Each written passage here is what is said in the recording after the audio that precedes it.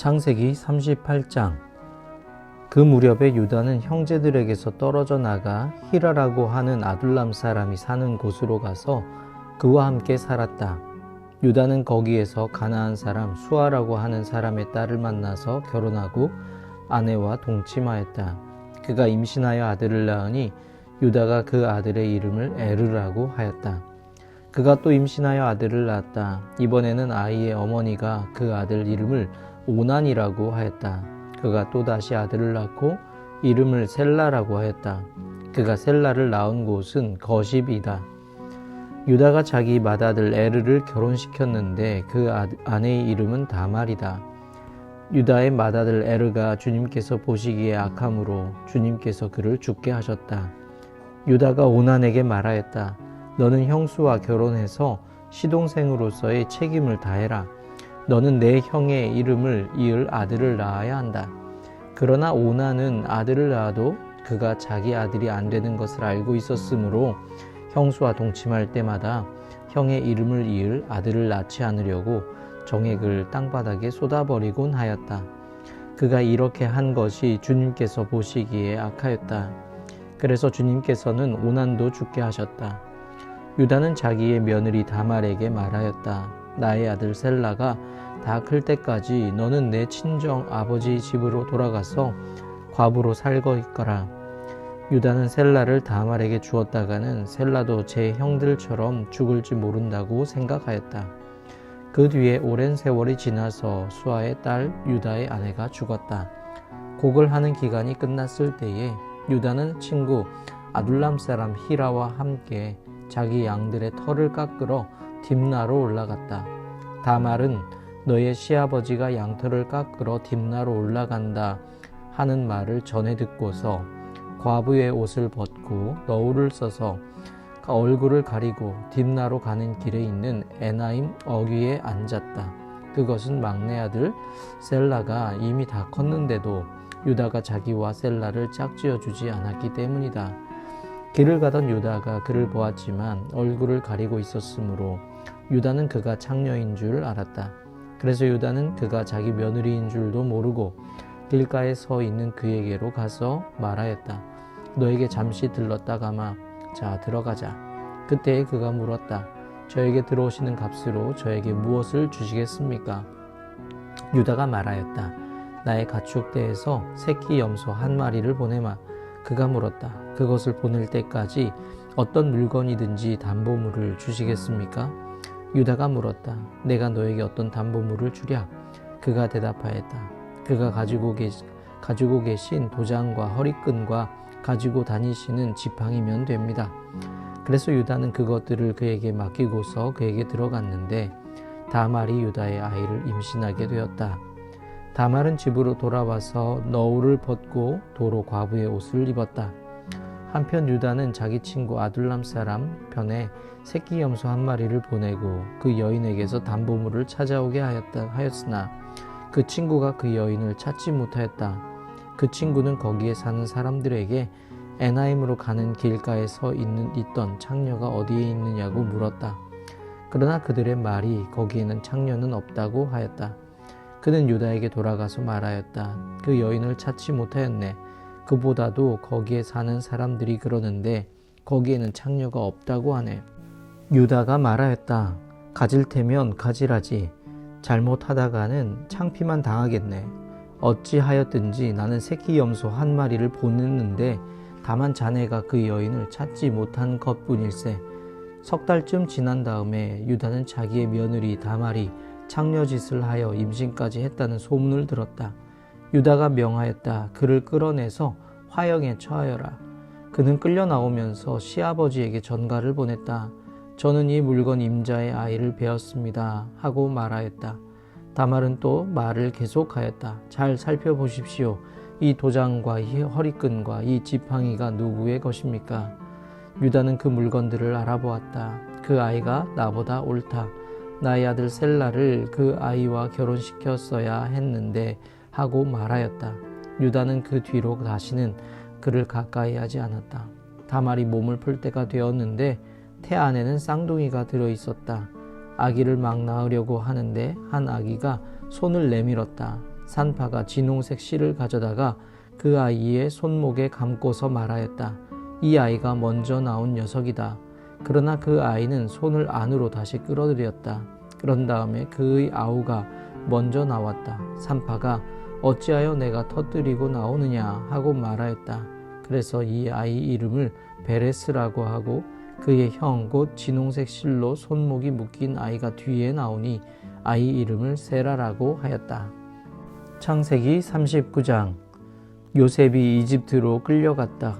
요셉을 이집트로 끌고 내려간 이스마엘 사람들은 바로의 신하인 경호대장 이집트 사람 보디발에게 요셉을 팔았다. 주님께서 요셉과 함께 계셔서 앞길이 잘 열리도록 그를 돌보셨다. 요셉은 그 주인 이집트 사람의 집에서 살게 되었다. 그 주인은 주님께서 요셉과 함께 계시며 요셉이 하는 일마다 잘 되도록 주님께서 돌보신다는 것을 알았다. 주인은 요셉이 눈에 들어서 그를 신복으로 삼고 집안일과 재산을 모두 요셉에게 맡겨 관리하게 하였다. 그가 요셉에게 자기의 집안일과 그 모든 재산을 맡겨서 관리하게 한 그때부터 주님께서 요셉을 보시고 그 이집트 사람의 집에 복을 내리셨다. 주님께서 내리시는 복이 주인의 집 안에 있는 것이든지 밭에 있는 것이든지 그 주인이 가진 모든 것에 미쳤다. 그래서 그 주인은 자기가 가진 모든 것을 요셉에게 맡겨서 관리하게 하고 자기의 먹거리를 빼고는 아무것도 간섭하지 않았다. 요셉은 용모가 준수하고 잘생긴 미남이었다. 일이 이렇게 된 지 얼마 지나지 않아서 주인의 아내가 요셉에게 눈짓을 하며 나하고 침실로 가요 하고 깨었다. 그러나 요셉은 거절하면서 주인의 아내에게 말하였다. 주인께서는 모든 것을 나에게 맡겨 관리하게 하시고는 집안 일에는 아무 간섭도 하지 않으십니다. 주인께서는 가지신 모든 것을 나에게 맡기셨으므로 이 집안에서는 나의 위에는 아무도 없습니다. 나의 주인께서 나의 마음대로 하지 못하게 한 것은 한 가지뿐입니다. 그것은 마님입니다. 마님은 주인 어른의 부인이시기 때문입니다. 그런데 내가 어찌 이런 나쁜 일을 저질러서 하나님을 거역하는 죄를 지을 수 있겠습니까? 요셉이 이렇게 말하였는데도 주인의 아내는 날마다 끈질기게 요셉에게 요구해 왔다. 요셉은 그 여인과 함께 침실로 가지도 않았을 뿐만 아니라 아예 그 여인과 함께 있지도 않았다. 하루는 요셉이 할 일이 있어서 집 안으로 들어갔는데 그 집 종들이 집 안에 하나도 없었다. 여인이 요셉의 옷을 붙잡고 나하고 침실로 가요 하고 졸랐다. 그러나 요셉은 붙잡힌 자기의 옷을 그의 손에 버려둔 채 뿌리치고 집 바깥으로 뛰어나갔다. 여인은 요셉이 그 옷을 자기의 손에 버려둔 채 집 바깥으로 뛰어나가는 것을 보고 집에서 일하는 종들을 불러다가 말하였다. 이것 좀 보아라. 주인이 우리를 웃음거리로 만들려고 이 히브리 녀석을 데려다 놓았구나. 그가 나를 욕보이려고 달려들기에 내가 고함을 질렀더니 그는 내가 고함 지르는 소리를 듣고 제 옷을 여기에 내버리고 바깥으로 뛰어나갔다. 이렇게 말하고 그 여인은 그 옷을 곁에 놓고 주인이 집으로 돌아오기를 기다렸다. 주인이 돌아오자 그에게 이렇게 일러바쳤다. 당신이 데려다 놓은 저 히브리 사람이 나를 농락하려고 나에게 달려들었어요. 내가 사람 살리라고 고함을 질렀더니 옷을 내 앞에 버려두고 바깥으로 뛰어나갔어요. 주인은 자기 아내에게서 당신의 종이 나에게 이 같은 행패를 부렸어요 하는 말을 듣고서 화가 치밀어 올랐다. 요셉의 주인은 요셉을 잡아서 감옥에 가두었다. 그곳은 왕의 죄수들을 가두는 곳이었다. 요셉이 감옥에 갇혔으나 주님께서 그와 함께 계시면서 돌보아 주시고 그를 한결같이 사랑하셔서 간수장의 눈에 들게 하셨다. 간수장은 감옥 안에 있는 죄수를 모두 요셉에게 맡기고 감옥 안에서 일어나는 온갖 일을 요셉이 혼자 처리하게 하였다. 간수장은 요셉에게 모든 일을 맡기고 아무것도 간섭하지 않았다.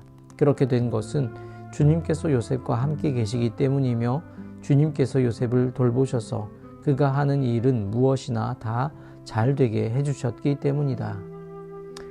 창세기 40장.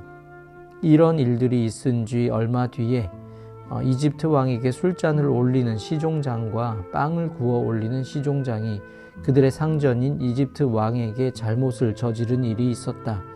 바로가 그 두 시종장, 곧 술잔을 올리는 시종장과 빵을 구워 올리는 시종장에게 노하여서 그들을 경호대장의 집 안에 있는 감옥에 가두었는데 그곳은 요셉이 갇힌 감옥이었다. 경호대장이 요셉을 시켜서 그 시종장들의 시중을 들게 하였으므로 요셉이 그들을 받들었다. 그들이 갇힌 지 얼마 뒤에 감옥에 갇힌 두 사람 곧 이집트 왕에게 술잔을 올리는 시종장과 빵을 구워 올리는 시종장이 같은 날 밤에 꿈을 꾸었는데 꿈의 내용이 저마다 달랐다. 다음날 아침에 요셉이 그들에게 갔는데 요셉은 그들에게 근심스러운 빛이 있음을 보았다. 그래서 요셉은 자기 주인의 집에 자기와 함께 갇혀 있는 바로의 두 시종장에게 물었다. 오늘은 안색이 좋아 보이지 않습니다. 왜 그러십니까? 그들이 그에게 대답하였다. 우리가 꿈을 꾸었는데 해몽할 사람이 없어서 그러네. 요셉이 그들에게 말하였다. 해몽은 하나님이 하시는 것이 아닙니까? 나에게 말씀하여 보시기 바랍니다. 술잔을 올리는 시종장이 자기가 꾼 꿈 이야기를 요셉에게 하였다. 내가 꿈에 보니 나의 앞에 포도나무가 있고 그 나무에는 가지가 셋이 있는데 거기에서 싹이 나더니 곧 꽃이 피고 포도송이가 익었네. 바로의 잔이 나의 손에 들려 있기에 내가 포도를 따다가 바로의 잔에 그 즙을 짜서 그 잔을 바로의 손에 올렸지. 요셉이 그에게 말하였다. 해몽은 이러합니다. 가지 셋은 사흘을 말합니다.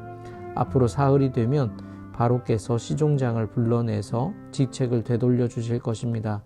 시종장께서는 전날 술잔을 받들어 올린 것처럼 바로의 손에 술잔을 올리게 될 것입니다. 시종장께서 잘 되시는 날에 나를 기억하여 주시고 나를 따로 생각해 주시기 바랍니다. 그리고 바로에게 나의 사정을 말씀드려서 나도 이 감옥에서 풀려나게 해 주시기 바랍니다. 나는 히브리 사람이 사는 땅에서 강제로 끌려온 사람입니다. 그리고 여기에서도 내가 이런 구덩이 감옥에 들어올 만한 일은 하지 않았습니다. 빵을 구워 올리는 시종장도 그 해몽을 듣고 보니 좋아서 요셉에게 말하였다. 나도 한 꿈을 꾸었는데 나는 빵이 담긴 바구니 3개를 머리에 이고 있었네. 제일 위에 있는 바구니에는 바로에게 드릴 온갖 구운 빵이 있었는데 새들이 내가 이고 있는 바구니 안에서 그것들을 먹었네. 요셉이 말하였다. 해몽은 이러합니다. 바구니 셋은 사흘을 말합니다. 앞으로 사흘이 되면 바로께서 시종장을 불러내서 목을 베고 나무에 매다실 터인데 새들이 시종장의 주검을 쪼아 먹을 것입니다. 그러한 지 사흘째 되는 날, 그날은 바로의 생일인데 왕은 신하들을 다 불러 모으고 잔치를 베풀었다. 술잔을 올리는 시종장과 빵을 구워 올리는 시종장이 신하들이 모인 자리에 불려나갔다. 바로에게 술을 따라 올리는 시종장은 직책이 회복되어서 잔의 술을 따라서 바로의 손에 올리게 되고 빵을 구워 바치는 시종장은 매달려서 처형되니 요셉이 그들에게 해몽하여 준 대로 되었다. 그러나 술잔을 올리는 시종장은 요셉을 기억하지 못하였다. 그는 요셉을 잊고 있었다. 창세기 41장. 그로부터 만 2년이 지나서 바로가 꿈을 꾸었다. 그가 나일 강가에 서 있는데 잘생기고 살이 찐 암소 7마리가 강에서 올라와서 갈밭에서 풀을 뜯는다. 그 뒤를 이어서 흉측하고 야윈 다른 암소 7마리가 강에서 올라와서 먼저 올라온 소들과 함께 강가에 선다. 그 흉측하고 야윈 암소들이 잘생기고 살이 찐 암소들을 잡아먹는다. 바로는 잠에서 깨어났다. 그가 다시 잠들어서 또 꿈을 꾸었다. 이삭 7개가 보인다. 토실토실하고 잘 여문 이삭 7개가 나오는데 그것들은 모두 한 줄기에서 나와서 자란 것들이다. 그 뒤를 이어서 또 다른 이삭 7개가 피어 나오는데 열풍이 불어서 야위고 마른 것들이다. 그 야윈 이삭이 토실토실하게 잘 여문 이삭 7개를 삼킨다. 바로가 깨어나 보니 꿈이다. 아침에 그는 마음이 뒤숭숭하여 사람을 보내어서 이집트의 마술사와 현인들을 모두 불러들이고 그가 꾼 꿈 이야기를 그들에게 하였다. 그러나 아무도 그에게 그 꿈을 해몽하여 주는 사람이 없었다. 그때에 술잔을 올리는 시종장이 바로에게 말하였다. 제가 꼭 했어야 할 일을 못한 것이 오늘에야 생각납니다. 임금님께서 종들에게 노하셔서 저와 빵을 구워 올리는 시종장을 경호대장 집 감옥에 가두신 일이 있습니다. 저희들이 같은 날 밤에 각각 꿈을 꾸었는데 그 꿈의 내용이 너무나 달랐습니다. 그때에 그곳에 경호대장의 종인 히브리 소년이 저희와 함께 있었습니다. 저희가 꾼 꿈 이야기를 그에게 해주었더니 그가 그 꿈을 풀었습니다. 저희 두 사람에게 제각기 그 꿈을 해몽하여 주었던 것입니다. 그리고 그가 해몽한 대로 꼭 그대로 되어서 저는 복직되고 그 사람은 처형되었습니다. 이 말을 듣고서 바로가 사람을 보내어 요셉을 불러오게 하였고 사람들은 곧바로 그를 구덩이에서 이끌어냈다. 요셉이 수염을 깎고 옷을 갈아입고 바로 앞으로 나아가니 바로가 요셉에게 말하였다. 내가 꿈을 하나 꾸었는데 그것을 해몽할 수 있는 사람이 없다. 나는 내가 꿈 이야기를 들으면 잘 푼다고 들었다. 그래서 너를 불렀다. 요셉이 바로에게 대답하였다. 저에게는 그런 능력이 없습니다. 임금님께서 기뻐하실 대답은 하나님이 해주실 것입니다. 바로가 요셉에게 말하였다. 꿈에 내가 나일 강가에 서 있는데 살이 찌고 잘생긴 암소 7마리가 강에서 올라와서 갈밭에서 풀을 뜯었다. 그것들의 뒤를 이어서 약하고 아주 흉측하고 야윈 다른 암소 7마리가 올라오는데 이집트 온 땅에서 내가 일찍이 본 일이 없는 흉측하기 짝이 없는 그런 암소들이었다. 그 야위고 흉측한 암소들은 먼저 올라온 기름진 암소 7마리를 잡아먹었다. 흉측한 암소들은 살이 찐 암소들을 잡아먹었는데도 여전히 굶은 암소처럼 흉측하였다. 그리고는 내가 깨어났다. 내가 또다시 꿈에 보니 한 줄기에서 자란 이삭 7개가 있는데 잘 여물고 실한 것들이었다. 그것들의 뒤를 이어서 다른 이삭 7개가 피어나오는데 열풍이 불어서 시들고 야위고 마른 것들이었다. 그 야윈 이삭이 잘 여문 이삭 7을 삼켜버렸다. 내가 이 꿈 이야기를 마술사와 현인들에게 들려주었지만 아무도 나에게 그 꿈을 해몽해 주지 못하였다. 요셉이 바로에게 말하였다. 임금님께서 2번 꾸신 꿈의 내용은 다 같은 것입니다. 임금님께서 장차 하셔야 할 일을 하나님이 보여주신 것입니다. 그 좋은 암소 7마리는 7회를 말하고 잘 여문 이삭 7개도 7회를 말하는 것입니다. 두 꿈이 다 같은 내용입니다. 뒤따라 나온 야위고 흉측한 암소 7마리나 열풍에 말라버린 쓸모없는 이삭 7개도 역시 7회를 말합니다. 이것들은 흉년 7회를 말하는 것입니다. 이제 제가 임금님께 말씀드린 바와 같이 임금님께서 앞으로 하셔야 할 일을 하나님이 보여주신 것입니다.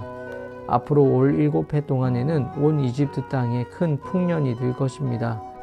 그런데 곧 이어서 7해 동안 흉년이 들 것입니다. 그렇게 되면 이집트 땅에 언제 풍년이 있었더냐는 듯이 지나간 일을 다 잊어버리게 될 것입니다. 그리고 기근이 이 땅을 황폐하게 할 것입니다. 풍년이 든 다음에 오는 흉년은 너무나도 심하여서 이집트 땅에서는 아무도 그 전에 풍년이 든 일을 기억하지 못할 것입니다.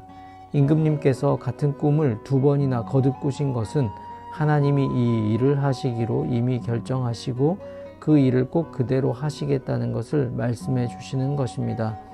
이제 임금님께서는 명철하고 슬기로운 사람을 책임자로 세우셔서 이집트 땅을 다스리게 하시는 것이 좋을 듯합니다. 임금님께서는 전국에 관리들을 임명하셔서 풍년이 계속되는 7해 동안에 이집트 땅에서 거둔 것의 5분의 1을 해마다 받아들이도록 하심이 좋을 듯합니다. 앞으로 올 풍년에 그 관리들은 온갖 먹거리를 거두어 드리고 임금님의 권한 아래 각 성읍의 곡식을 갈무리하도록 하십시오. 이 먹거리는 이집트 땅에서 7해 동안 이어갈 흉년에 대비해서 그때에 이 나라 사람들이 먹을 수 있도록 갈무리해 두셔야 합니다. 그렇게 하시면 기근이 이 나라를 망하게 하지 못할 것입니다. 바로와 모든 신하들은 이 제안을 좋게 여겼다. 바로가 신하들에게 말하였다. 하나님의 영이 함께하는 사람을 이 사람 말고 어디에서 또 찾을 수 있겠느냐? 바로가 요셉에게 말하였다. 하나님이 너에게 이 모든 것을 알리셨는데 너처럼 명철하고 슬기로운 사람이 어디에 또 있겠느냐. 내가 나의 집을 다스리는 책임자가 되어라. 나의 모든 백성은 너의 명령을 따를 것이다. 내가 너보다 높다는 것은 내가 이 자리에 앉아 있다는 것뿐이다. 바로가 또 요셉에게 말하였다. 내가 너를 온 이집트 땅의 총리로 세운다. 그렇게 말하면서 바로는 손가락에 끼고 있는 옥새 반지를 빼서 요셉의 손가락에 끼우고 고운 모시 옷을 입히고 금목걸이를 목에다 걸어 주었다. 그런 다음에 또 자기의 병거에 버금가는 병거에 요셉을 태우니 사람들이 물러가거라 하고 외쳤다. 이렇게 해서 바로는 요셉을 온 이집트 땅의 총리로 세웠다. 바로가 요셉에게 말하였다. 나는 바로다. 이집트 온 땅에서 총리의 허락이 없이는 어느 누구도 손 하나 발 하나도 움직이지 못한다. 바로는 요셉에게 사브낫 바네아라는 이름을 지어주고 온의 제사장 보디베라의 딸 아스낫과 결혼을 시켰다. 요셉이 이집트 땅을 순찰하러 나섰다. 요셉이 이집트 왕 바로를 섬기기 시작할 때에 그의 나이는 30살이었다. 요셉은 바로 앞에서 물러나와서 이집트 온 땅을 두루 다니면서 살폈다. 풍년을 이룬 7해 동안에 땅에서 생산된 것은 대단히 많았다. 요셉은 이집트 땅에서 7해 동안 이어간 풍년으로 생산된 모든 먹거리를 거두어들여 여러 성읍에 저장해 두었다. 각 성읍 근처 밭에서 나는 곡식은 각각 그 성읍에 쌓아두었다. 요셉이 저장한 곡식의 양은 엄청나게 많아서 마치 바다의 모래와 같았다. 그 양이 셀 수 없을 만큼 많아져서 기록을 중단할 수밖에 없었다. 요셉과 온의 제사장 보디베라의 딸 아스낫 사이에서 두 아들이 태어난 것은 흉년이 들기 전이었다. 요셉은 하나님이 나의 온갖 고난과 아버지 집 생각을 다 잊어버리게 하셨다 하면서 맏아들의 이름을 므낫세라고 지었다. 둘째는 내가 고생하던 이 땅에서 하나님이 자손을 번성하게 해주셨다 하면서 그 이름을 에브라임이라고 지었다. 이집트 땅에서 7해 동안 이어가던 풍년이 지나니 요셉이 말한 대로 7해 동안의 흉년이 시작되었다. 온 세상에 기근이 들지 않은 나라가 없었으나 이집트 온 땅에는 아직도 먹거리가 있었다. 그러나 마침내 이집트 온 땅의 백성이 굶주림에 빠지자 그들은 바로에게 먹을 것을 달라고 부르짖었다. 바로는 이집트의 모든 백성에게 요셉에게로 가서 그가 시키는 대로 하여라 하였다. 온 땅에 기근이 들었으므로 요셉은 모든 창고를 열어서 이집트 사람들에게 곡식을 팔았다. 이집트 땅 모든 곳에 기근이 심하게 들었다. 기근이 온 땅을 뒤덮고 있었으므로 다른 나라 사람들도 요셉에게 곡식을 사려고 이집트로 왔다.